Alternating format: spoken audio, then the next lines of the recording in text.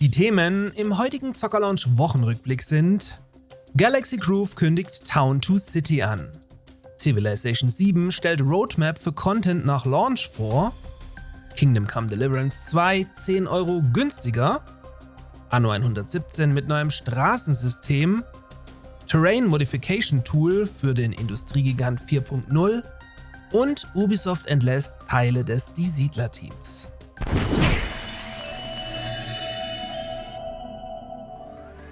Dieser Wochenrückblick wird euch von meinem Partner Instant Gaming präsentiert, welcher euch Videospiele in aller Regelmäßigkeit günstiger anbieten kann.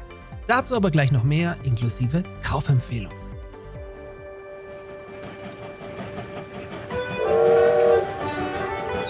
Wir beginnen unseren kleinen Wochenrückblick mit dem unschwer zu erkennenden Nachfolgetitel zu Station, welchen es nach wie vor bei Instant Gaming für 1 € gibt, daher nochmal den Link oben im i dorthin. So kümmert ihr euch jetzt in Town to City aber nicht mehr nur um ein funktionierendes Eisenbahnschienennetz, sondern baut diesmal ganze Städte im Pixel-Look auf. Dabei möchte euch das Spiel so viel Freiheit wie möglich bieten und verzichtet daher auf ein starres Raster, wie man es zum Beispiel aus den Anno-Titeln kennt. Zu Annos am Raster kommen wir auch noch gleich. Das Ganze soll mit einer umfangreichen Kampagne präsentiert und durch einen Sandbox-Modus mit freiem Bauen ergänzt werden.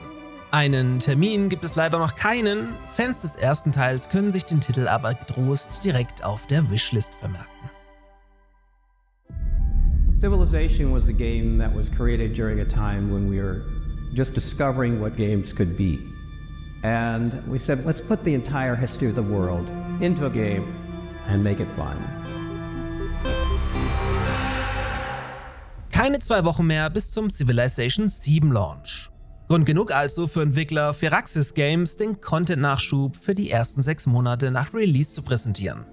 Dabei unterteilt man den neuen Content direkt in kostenpflichtige Inhalte, also DLCs mit neuen Anführern, Zivilisationen und Weltwundern, sowie in kostenlose Updates für Bugfixes und Balance-Anpassungen. Gleichzeitig möchte man euch mit ebenfalls kostenlosen sessionalen Events bei Laune halten, in denen die Entwickler experimentelle Dinge für die Zukunft testen wollen, also durchaus Sachen, die dann vom Kernspiel in gewisser Weise abweichen können und somit rein optional bleiben. Darüber hinaus sollen noch dieses Jahr Modding-Tools an die Community übergeben werden, um den Contentfluss auch für die Zukunft sicherzustellen. Sehr löblich. We must learn from our past.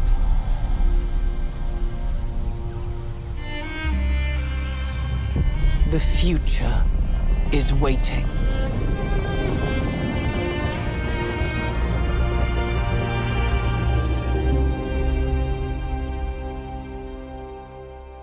Neben Civilization erwartet uns in der kommenden Woche direkt das nächste AAA-Brett an Videospiel.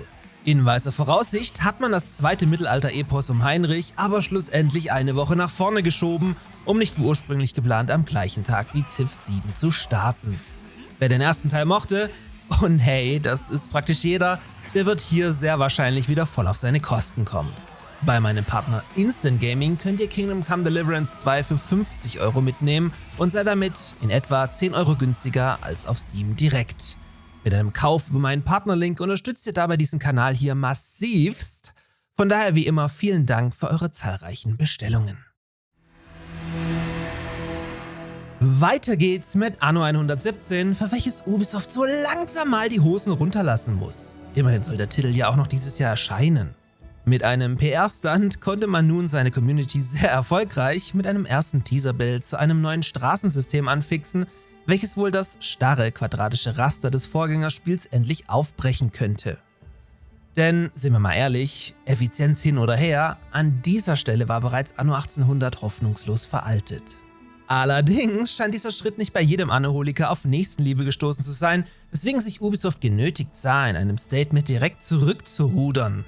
Hier wurde nun klargestellt, dass das gewohnte Rastersystem mit eckigen Straßen definitiv auch weiterhin zur Verfügung stehen wird und man das neue bzw. alte System in Kürze in einem Devblog genauer vorstellen wird. Sobald das passiert, könnt ihr hier bei mir mit einer neuen ausführlichen Folge Anno News rechnen, also keine Sorge, wir gehen das dann im Detail durch und ihr verpasst hier wie gewohnt gar nichts.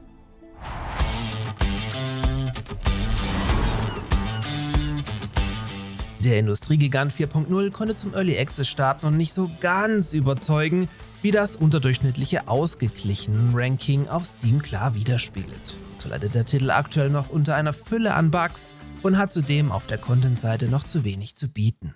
Da helfen natürlich auch die Versprechungen erstmal nichts, den Titel nach und nach immer weiter auszubauen. Immerhin lässt man diesem Statement auch Taten folgen und hat nun das Terrain Modifications Tool ins Spiel integriert, welches euch Hügel, Berge und Senken formen lässt. Ob das jetzt genau das Feature ist, um den Titel wieder in die Spur zu bekommen, sei natürlich mal dahingestellt, aber es tut sich was. Wie zufrieden seid ihr mit dem Industriegigant 4.0? Schreibt es doch gerne mal in die Kommentare.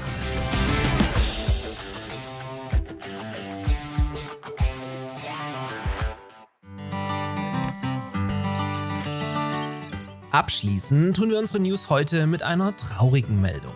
Dass Ubisoft seit geraumer Zeit mit einem Flop-Spiel nach dem anderen gehörig in Schieflage geraten ist, was sie sich durchaus mit ihrer Gender- und Go-Woke-or-Go-Broke-Politik völlig überflüssig selbst eingehandelt haben, wisst ihr ja sicher bereits.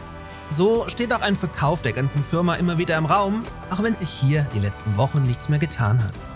Jedenfalls muss Ubisoft handeln und hat das jetzt auch, indem sie diese Woche 185 interne Stellen gestrichen und so in England sogar ein ganzes Studio geschlossen haben. Betroffen hiervon sind aber auch 65 Stellen in Düsseldorf, also beim ehemaligen Blue Byte Studio und eben da, wo die letzten 30 Jahre an Die Siedler gearbeitet wurde. Dass es das Die Siedler-Team irgendwann treffen musste, war spätestens nach dem völlig verkorksten Die Siedler Neue Allianzen eigentlich absehbar, nachdem der Titel satte 50 Millionen Euro in seiner langen Entwicklung verschlungen hatte und dem Vernehmen nach nicht einmal 10% wieder einspielen konnte, nachdem man erneut zum Ärger der Siedler-Community wieder irgendwas machte, anstatt endlich mal auf seine Zielgruppe zu hören, die den Titel dann dementsprechend mit dem Nichtkauf ganz klar abstraften. Übrigens bin ich hier auch auf die GameStar sauer, die mal wieder keine gute Arbeit geleistet hat und dementsprechend verbreitete, dass die Kündigungen auch das Anno-Team betreffen würde. Das ist natürlich völliger Quatsch, denn Anno 117 wird in Mainz entwickelt und ist hiervon in keinster Weise betroffen. Ich plane hierzu für nächste Woche noch ein ausführlicheres Die Siedler-News-Video, sobald mehr Fakten zum Thema vorliegen und klarer ist, welche Auswirkungen das Ganze für die Siedler-Marke allgemein haben könnte. Wer noch auf neuen Content für neue Allianzen hoffte, hat nun immerhin Gewissheit, dass, wie aber auch eigentlich ebenfalls absehbar, keine Inhalte mehr produziert werden. In diesem Sinne, checkt mal Instant Gaming aus und kommt gut in die neue Woche. Bis zum nächsten Mal.